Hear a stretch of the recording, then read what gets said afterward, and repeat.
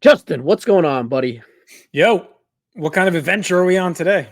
I don't know. We're going to rank Chad Gable's Intercontinental Championship matches, so to speak. But Stack how 'em up. many Intercontinental Championship opportunities do you think Chad Gable has gotten in the last 10 or so months?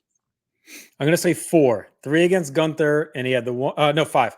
3 against Gunther, 1 against Sami, and then the triple threat with Bronson Reed. So this would be his 6th opportunity at the Intercontinental Championship. However, one of the Gunther matches may have been a non-title, like number one contender-ish ship match where he won via countout.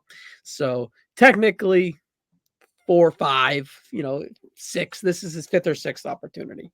Do you feel that it's time for Chad Gable to be your Intercontinental Champion, or do you think they can kind of skate it out for another month or two to get it to the ultimate climax?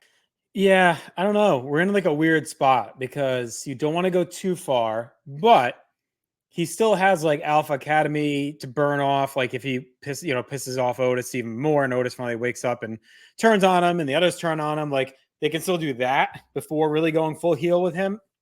I know this is like a big show, but I think, I'm not on the Drew McIntyre preview. I think Drew's going to win the belt in Scotland, right? And set up him and Punk at SummerSlam. So you already got one big title match, likely one big title change. So I don't know if you need 2. I will say, I think Sammy's better chasing than his champion anyway. Maybe Cody too. But you could say that for Sammy, right? So maybe I think it'd be okay if they take it off Sammy, but I think I would burn it a little bit more. And I'm going to throw out I'm going to posit a crazy idea your way in a second. All right. Yeah. I think storyline wise, I think that there's still a little more meat on that alpha juice that they need to go through until like the new Alpha Academy kind of arrives. But for like timing wise with Chad Gable as like peakness, I think now is the time. So it's like that mix of story slash, I don't know, hotness or story slash, peaks or whatever in character arcs. So, I think it's soon. He's in the microwave for sure. What's your scenario? All right. So I would have Gable about to win here and Otis fucks it up. All right. So either it's inadvertent or advertent, whatever you want to say. But Gable has him beat, like literally has him beat, like not like a maybe, like has him down, pinned, and Otis screws him. And then, or screws up, whatever you want to say.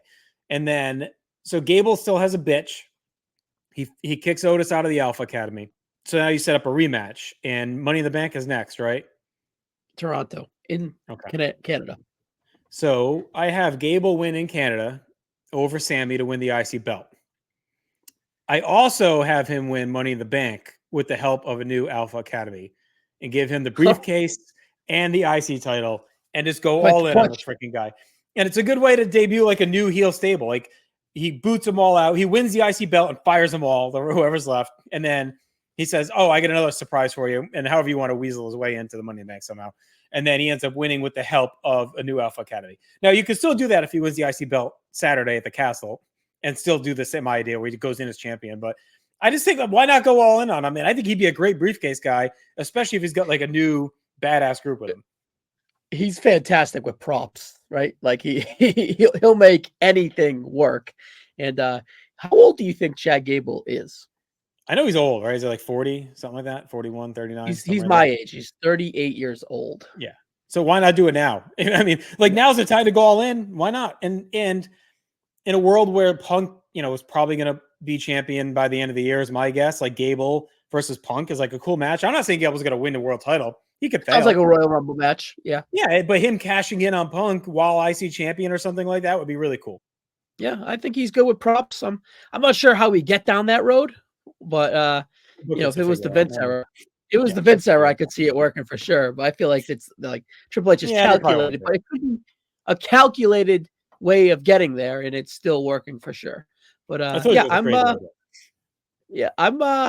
in those, in these 5 or 6, so to speak, Intercontinental Championship matches that Chad Gable has had, he has not missed in one whatsoever. Everything hovering around 3 3/4. And I think I had one of the Gunther matches at like 4.5. You know what I mean? Like, so his Mendoza line is extremely high with.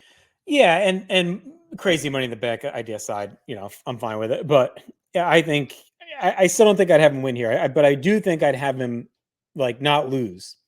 So however you want to do that, maybe Sammy's dead and Otis splashes him on the floor and he gets counted out, like something like that, right? Where Otis screws up, and then I think Cute match Gable for the beating Sammy in Canada is the way to go, where he gets one last chance and he finally makes good on it, and then goes from there.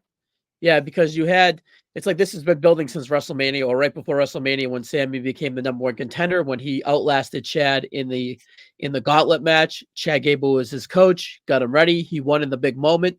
And then it's kind of off to the races. Chad Gable gets the rematch or his match the night after WrestleMania. He's like, all right, I trained you. And Sammy's like, yep, I know what you want. I'll give you your match. They go out there, have the heroic babyface match. And then the family thing, because Gunther made his daughter cry. And then Sammy celebrating with his family in his face put him over the edge. And he's been on this crazy character heel trajectory for the longest of times. And I'm feeling that it's climaxing, but I don't think the story is ready for it to get there. So I And don't think they can go wrong here, and it's a lazy but comp, Toronto right? does make more sense in Canada. And it's a lazy comp to say, well, he's like Angle, right? Because he's the Olympic guy, but he is channeling a lot of that inner, Angle rage when Angle turned heel and really kind of went badass. Like, He has the again, they flexibility. have a track record of really nailing characters like this, right? And Gable has a track record of delivering in these positions. So again, back to my point, like, dude's 38. He can work like a motherfucker. He's Yep. completely non-problematic as a human being, right? You never hear anything about this guy. He's been around forever, puts on great matches, is a fun character. Like, I guess he's a little short. Like, beyond that, though, He's short, but that's not even that a doesn't thing hold me anymore. back. Yeah, I know that he's a man of your people, Ryan. But it's like, for modern day, that's as less as it's ever mattered now, right? So, to me, you got multiple shows, multiple belts. Like, this is the time to go in on this guy and strap him up and give him a main event level run and give him a badass stable. If you want to kind of even tighten it up and get rid of some of the comedy stuff that he had been doing before this run, now's the time to do that too. So I don't know who out there is in NXT that they could bring up. I mean, they got the Creed brothers, I guess, is a natural fit if they turn them heel. But I think is a way to do it and really maximize this guy. And he's in phenomenal shape. So it's like he's 38. He's not like he's on the verge of breaking down either. I mean, the dude's a machine. So it's like, to me, this screams like strap him up and let him go. Yeah, it's just two things. One, can they get there with the Creed brothers and Otis in that slot? Like, can they tell a slick enough story to get there? Like, punt Tozawa, punt Maxine, and then Otis is like the psycho heater. And the other thing is, like, is this it for him? Like, we talk about all this potential and whatsoever. He's got a brand new contract, hopefully.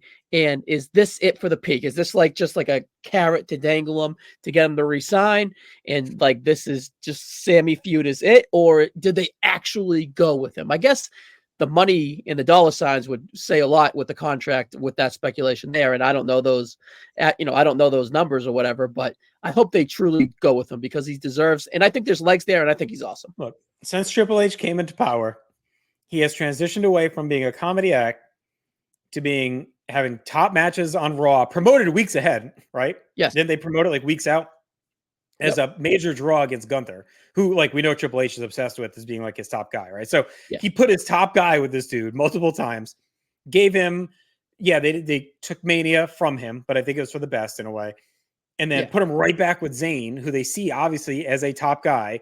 I think they care a lot about him. I don't think this is like he loses to Sammy and then he's back doing jazzercise with Tozawa. Like, I think he's, I think they see a lot in him and they like him a lot. And I don't know why they wouldn't. He's to me, he screams like longtime company man. He'll be there as an agent and whatever forever. He's going to be that guy, right? The next Malenko and Finley out in the suit at the end of the night. Like, he'll NXT be that guy. product. His NXT guys, right? So, like, this has a Triple H all over it. I mean, as soon as Vince was gone in January is when this guy's push started, right? When did the Gunther stuff start? Wasn't it in the build from Rumble to Mania pretty much? Late summer, pretty much, yeah. Post SummerSlam. But yeah, this is Very, very, very interesting. And like you said, he really is a poster boy. He's an athlete with the NIL deals.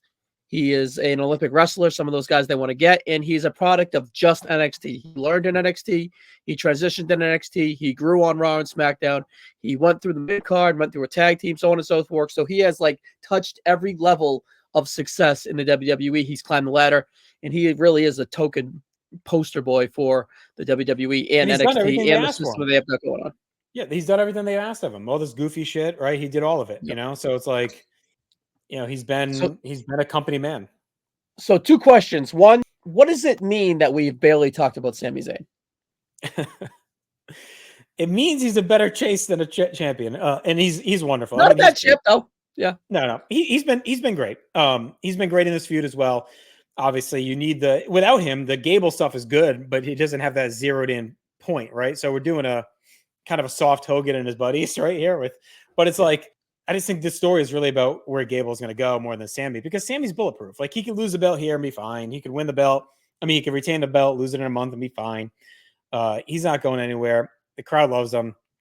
And he's a classic in the Rock vein, in the Hogan vein, you know, like Chase, maybe not Hogan, late era Hogan, but like Chase, win. And then, okay, like, you can move the belt off and quickly. Warrior, maybe something like that, right? Like, it's like, it was more about the chase in the moment. Like, they'll never take that 5-star Gunther match at Mania away from him. And he doesn't need more than that. He doesn't need quarter.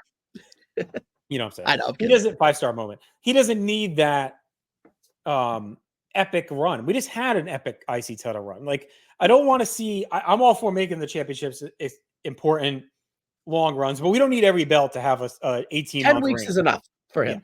Yeah. You don't need every title now to be held for 2 years, right? So like, Gunther had that epic reign. Sami is a transitional champion to Gable, then made it someone else, and then you do another long one, right? You don't need to have long. You can pepper in some shorter runs in between. So, and that's why I think Priest is going to be the same. You know, Priest is going to be the same thing. Yeah. All right. So, and then who's winning? We've gone through it. We're 12 minutes in. Who's winning? Sami's winning, but it's not in a way that he's either going to win by DQ or count out, or Cable wins by DQ or count out. It's not going to be definitive either way. That'll be my prediction. Like, however the finish is going to be, it's going to set up a rematch where Gable is going to win in Toronto. Yeah, low-key, Sami might be a Money in the Bank contender. I know Triple H like loves him, and it ping-pongs him around, right? Gunther went from the IC to King of the Ring to the world title. Sami could be like a lane for that too also.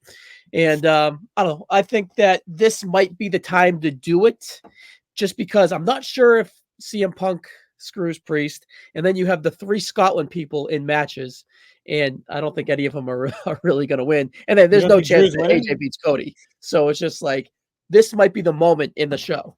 So you don't think Drew's winning? I think Punk screws him. So you think we're getting Punk Drew non-title and then Priest Gunther at SummerSlam? Or is Priest losing to someone else? Yes and yes. Priest Gunther SummerSlam. Okay. So. All right. Well, anyways, I'm with you. If Drew's not winning, then it's probably a chance that Gable wins, because I do think they maybe do one big title switch. I just think Drew in Scotland fighting Punk for the belt seems like the way. I know Gunther's lined up for the title match, so you got to figure that out. But yeah, this crowd has all-time potential. Also, it's an arena, 10,000, 11,000 people only, jam-packed, rowdy for Drew and all these Scots in their home country. I think we're in for a really, really fun crowd. Yeah, agreed. Check it out. All right, Justin. Check the War Zone coming to you this Monday, buddy. All right? Yeah, check it out. Wrestling War Zone on Patreon. Sign up. It's free. A lot of cool stuff. All right, guys. Catch you on the next one.